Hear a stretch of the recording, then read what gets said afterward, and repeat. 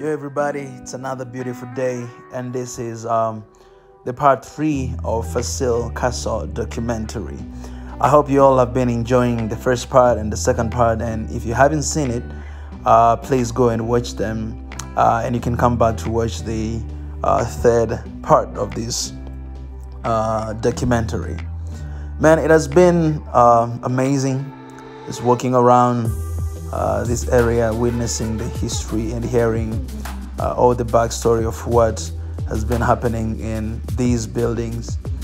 And you know, right now we see as a history, but it's something that it really happened. You know what I'm saying? Like, it's something that really happened, and that's one of the reasons why Africans, we should always remember and know our history, because otherwise we're gonna end up in the same vicious cycle again and again and again, because we don't know where we are coming from.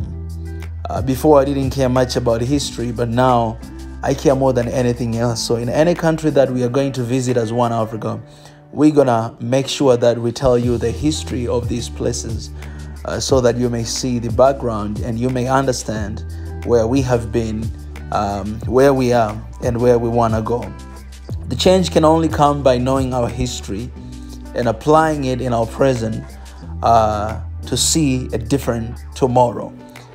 So I hope we'll all focus on that, and most importantly, we'll all come together as one to celebrate our history, to celebrate our present, and to look forward for the future. And plus, bring back all the heritages you have from us. Bring them back.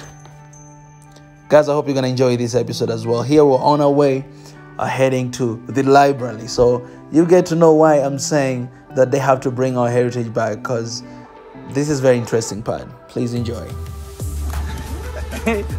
Man, I'm going to defend this continent, man. I'm going to fight with everything I got, guys.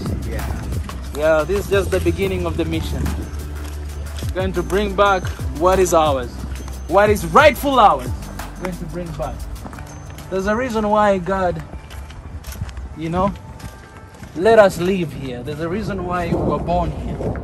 There's a reason why we were created here. There's a reason. Okay, another building. Yeah, and the building was an archive, you know, just like a library. Yeah.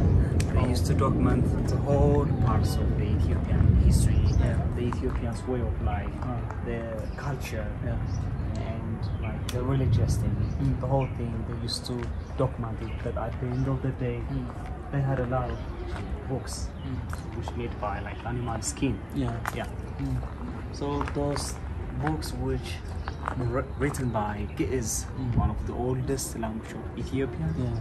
So as I mentioned you, or as we have talked, you know, like the Italians and the British, even this day we can say almost 7 countries of Europe, they have Ethiopian stuff.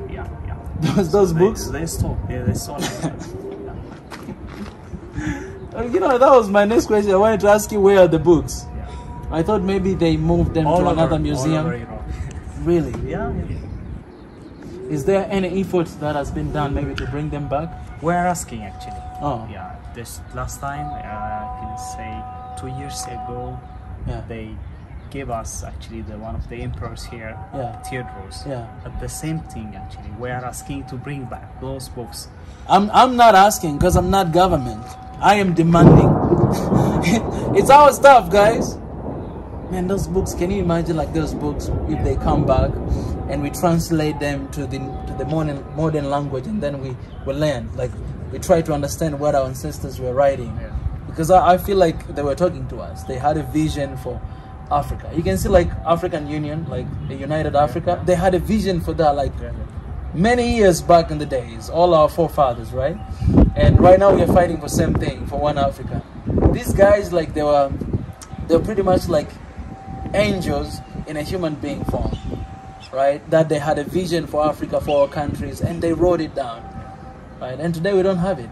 I think there's a reason why these people are keeping this stuff. I think they know exactly what is in those books, and they don't want us to know, because we'll never know our history, because that is our history, right? The history of Africa before colonization. right? Because we had our books, we had everything that we had, and our ancestors wrote it to communicate with us, with the people. But when all these, you know, Italians, British, and all these guys came, you know, they destroy our stuffs. They stole it, right? Yeah. They stole it, and I'm pretty sure they know exactly what was written in there, and they don't want to bring it back, so that we may never know our history before colonization. So the only thing that a lot of people knows right now is after the invasion. They are still using our book. If you go to it, like in German or American, which is known by medicine, you know. So they have the Ethiopian's book. So every leaf, every detail, the leaf, which is actually documented, which leaves is better for the disease, you know. That's why they translated that book, which is written by Ge'ez now. Ge'ez, which people are learning, white people are learning in by Germany, masters, by European doctorates, you know? countries. Yeah, that's why they translate it and then they use it in Ethiopia. That's why they don't want to give back. Those ancestors of us have deep knowledge of astronomy, medicine, and every science that the Europeans are now proud of.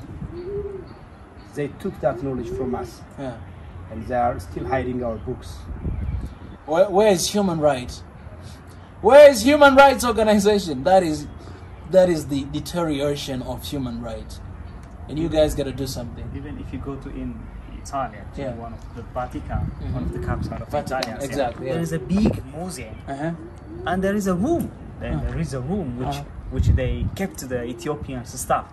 But if you are Ethiopian, they don't want to allow to go in to see that thing, you know. This is how painful it is. Guys, come on, Africa, wake up! Oh man, you know why it's painful? Because I'm African, and I know the same thing happens to Tanzania. I know the same thing happens all of Africa. Because those guys, they had meeting in Berlin, how to divide Africa, right, and how to colonize it. So they agreed to actually dismantle Africa. They agreed, and the consequences of that, we're experiencing it today. Yeah, we're still suffering and struggling with that. Exactly. Yeah. Man, I'm so glad I came here because now I'm so interested in the history. Man, of my country and other countries. So this is the lion, the cage of the lion. Oh, the lion's cage. The lion's cage. I hope we can see lions here. Is there any lion? Probably not this. There is a lion cage there. Man, lion's cage here. Wow.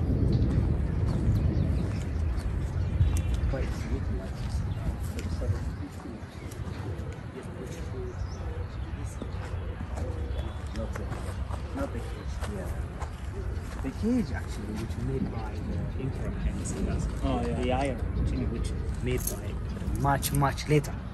Before that, they made cave, you know. Yeah. Because lion lives in a cage. Yeah. If you go to eat wine, so that's why actually. Wow. It's like the cave. The lion used to live here. It's the cave. For lions. Oh man. This is where we're supposed to bring in those Italians. Why they keep the lion here? Even how they bring the lion, because there has never been such kind of anesthesia, you know. So the first thing actually, if you see in Africa, we can see in Africa, in Ethiopia, lion is the symbol of power. Yes. If you go to in the other parts of the world, they didn't have a lion. Yeah. That's why. So, and that's the first, and the second, you can see the whole names of the Emperor Haile Selassie. Emperor Haile Selassie from the tribes of the line of Judah. So as I mentioned you, by the stars, you know, all Ethiopian kings considered themselves from that tribe, not from the Judah. So Judah actually was the son of Jacob, because Jacob, in the Bible, Jacob has 12 children. So one of the most called Judah. So blessing his children, Jacob referred to Judah as a young lion in the Bible. So you can see King David, King Solomon, even Jesus himself from that tribe. So that's why we call it just the New Testament, from the tribes of the Lion of Judah. So, but why the Lion of Judah is here? Why the Lion of Judah is here? Because of the Queen of Sheba, the Solomon. they consisted the son Menelik the first, you know. So between the area of the Samin mountain and the Lake Tana. And during the time of actually the son of Queen of Sheba, Menelik, actually they brought one of the Ark of the Covenant. With Ark of the Covenant, there are almost more than 500 Jewish came to Ethiopia. So because of that, even this day, between the area of the Samin mountain and the Lake Tana, there are still living in the town of Gondar, still Jewish is still living, black Jews still living in the town. Exactly. So that is why actually that sometimes when you see the Emperor Theodros, you know, he's not from the Solomonic dynasty, or he's not from this family, but he kept lying, you know. Even when you see the Emperor Haile Selassie, he traveled 68 countries in the world, so he traveled with lion, so to show the world how Ethiopia it is, you know, like the symbol of power. This is Ethiopia, you know. And even the Theodros, one of the Theodros, he kept the British peoples to build actually one of the arsenal, the gun, which is 100 kilometers away. He lived there. And the British came actually to visit this king, the emperor. He sat with lion, you know, and the British, one of the Henry Blanc and others writers came to see. They were actually the missionary. So the king actually said, "Welcome, come, just walk in." And then they walked into the emperor, but they didn't want to close the emperor because he holds lions, you know, all over the seat. So the emperor, the Henry, actually one of the British, closed the emperor and said, just handshake and said, "My name is Henry Blanc and I'm from the Great Britain." And the emperor stood up and said, "Shake." And my name is Emperor Tedros, and I'm from the Great Ethiopia. You see, this is Ethiopia. Just he actually explained Ethiopians by the lion. Even we have a black lion, Abyssinian lion, we call it, one of the park, Alitash, the name of the national park. We have endemic lion, a black lion. So that's the symbol of the power, especially in Ethiopia, Kingstown. So that's why actually still we feel like Africans, like greater than the world. It's true.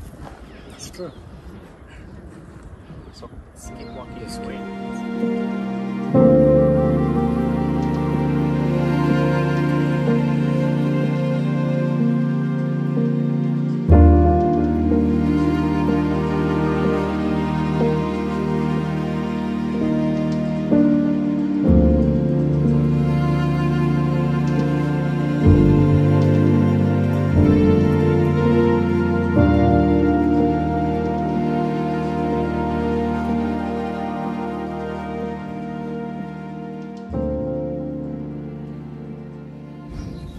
So, as you can see, in Ethiopia, when you come in the north and when you go to the south, it's totally different music style, dancing style, you know. For example, if you see the dancing style, when in the south, just like jumping the lower half. In the north, the upper half, we call it shoulder dance.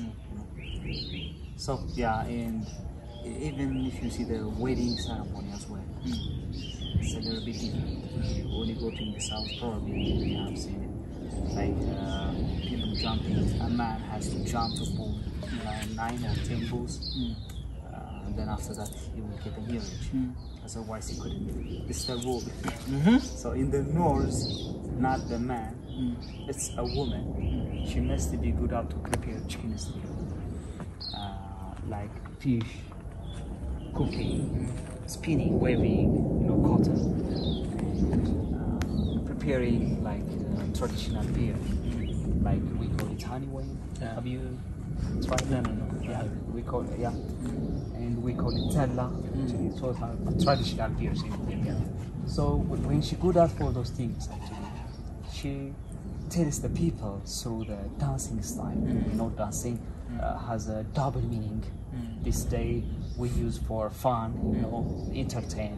But during the king, actually, woman, it has a double meaning. The first is like enjoying, like funny, and the second is the goal is like when, for example, if you go to a traditional house, actually, you can see it, a woman like start with her knee and then she goes down in one of the dancing style. We call it when the chicken drinking water, which means I'm a good at to prepare chicken stew. Okay.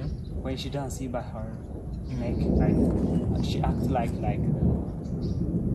pelican bird. When you swallow the fish, just act like the pelican, which means I'm good at to cooking fish. And then just kind of like traditional weaving, spinning cotton. So the whole, every step has a meaning for a woman. So those things actually, the king was very lovely king for the music. So he had an idol, you know, like now this day we call it American Got Talent, British Got Talent, something.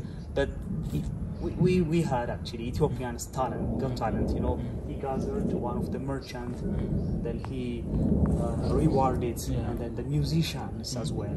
He rewarded, and the dancing he appreciated in every corner. So that's why actually. Which partitioned by like wall. You can see the basement, which is divided. And this is like music, dancing, the whole, and the others are for the religious purpose. But as you can see, Again, it was damaged because of the war. Yeah, because of the war. Wow. They destroyed every good thing we had. Look at this. This is how damaged it is. It's like the backstage. Where the people are chili clothes. And preparing beer. The musicians. I see the sauna. And I'm sorry. Wow. Sauna guy.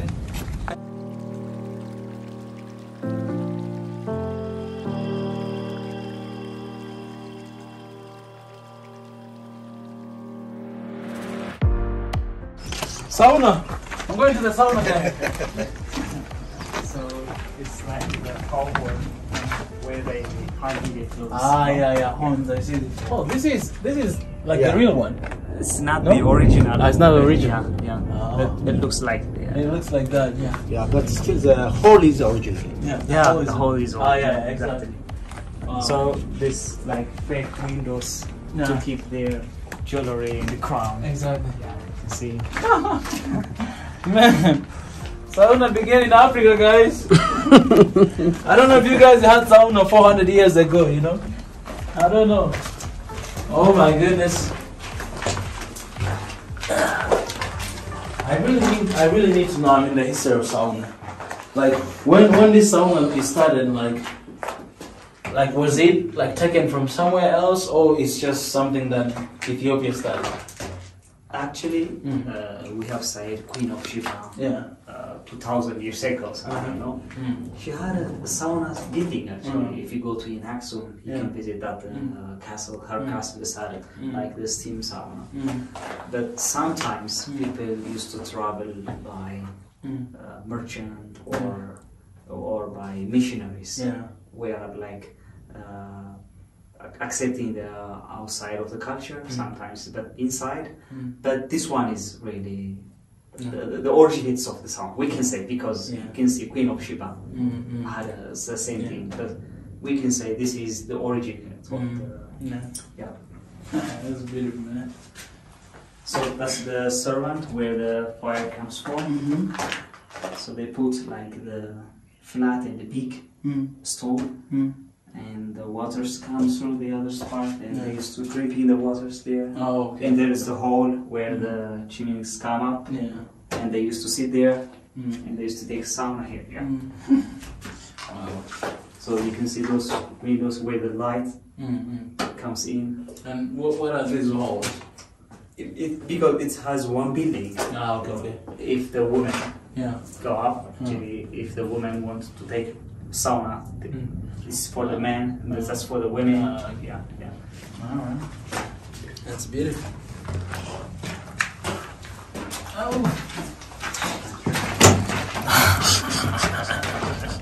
Sauna, man.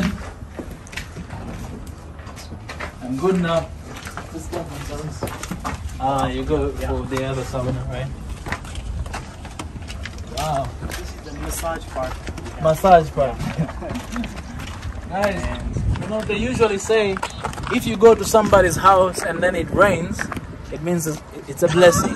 Yeah. So, as a king, the new king, King Haile Jesus, I came here to the palace. There's history where almost all the kings lived here, and it's raining, guys. Yeah, It's about to rain. It's a blessing, guys. yeah. You know, I know this story of King Haile Selassie. Yeah.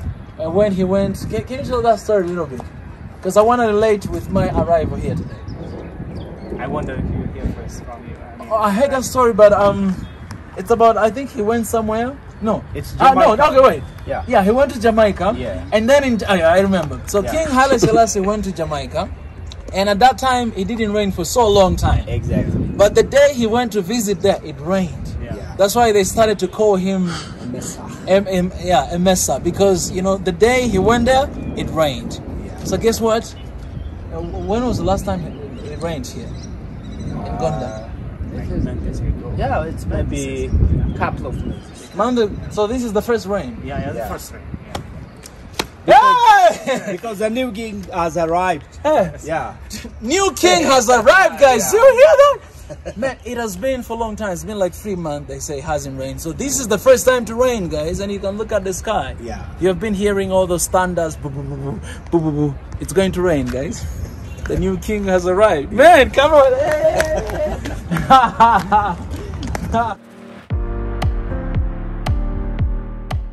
This, man. Look at this building. Look at this, man. Wow. Look at this, man.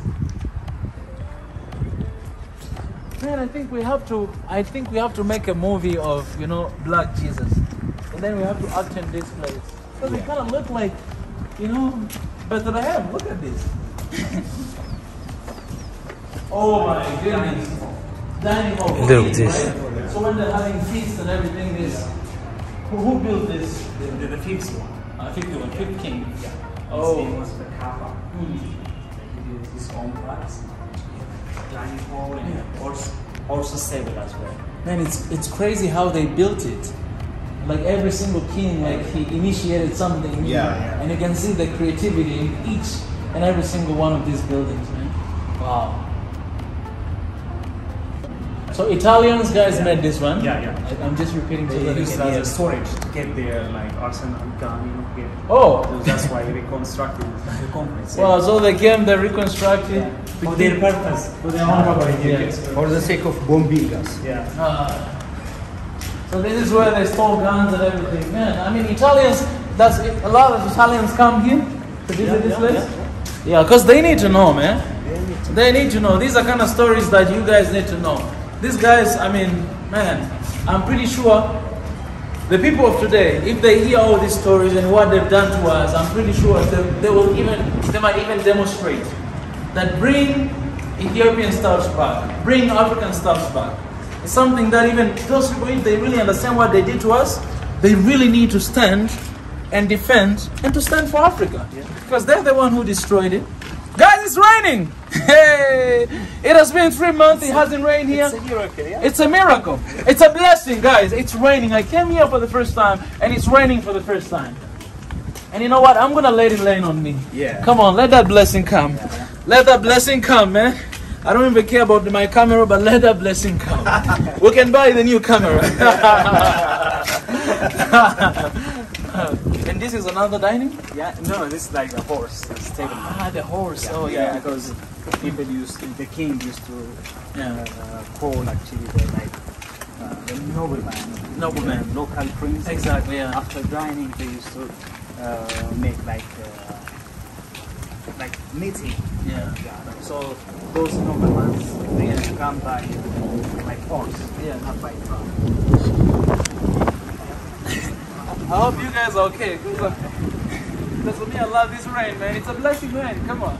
Also, you can enjoy it. For me, I If will it's enjoy not it. really damaging your camera or telephone. Oh, it doesn't really damage. Okay. That's another palace. Another Yeah. palace, the last Of this king? Oh, the last the one? last one. Coming. Okay. Alright. Oh, man. We have to wake up. It's crazy that we are listening to the colonizers and people who are telling us that this person matter, this tribe matter, that tribe matter, and we don't remember our history and where we came from. Like the king died, and democratically, queen became the leader. And then after 25 years, she left for her son. She left the palace, she moved somewhere else. That's, man, I don't know, man. This story, like everybody has to know. I know Ethiopians, you guys might know that, but I'm not sure if the world knows that.